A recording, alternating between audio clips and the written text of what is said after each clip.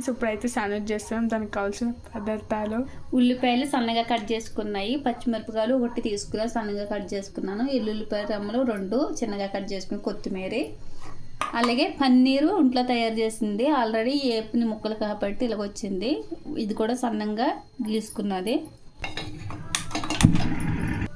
అలాగే గ్యాస్ వెలిగించుకున్నాను కాబట్టి ఇందులో ఆల్రెడీ నువ్వులతో ఉన్నది. ఇందులో ఉల్లిపాయలు వేస్తున్నాను. ఇప్పుడు మొత్తం అన్ని వేగించుకోవాలి.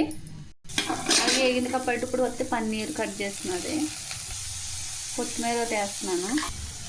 సాల్ట్ వేసుకుంటున్నా.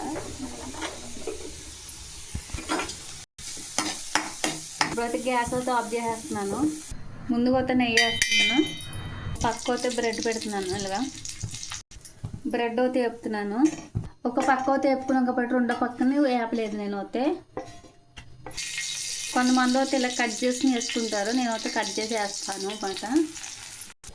ఏ పక్కన అయితే వేపుకున్నామో ఆ పక్కన పెట్టుకోవాలి. ఇప్పుడైతే రెండో పక్క తిరిగేసేసుకోవాలి. ఇప్పుడైతే ఒక ప్లేట్లోకి అయితే తీసేస్తున్నాను. ఈ వీడియో నచ్చితే కనుక లైక్ చేయండి.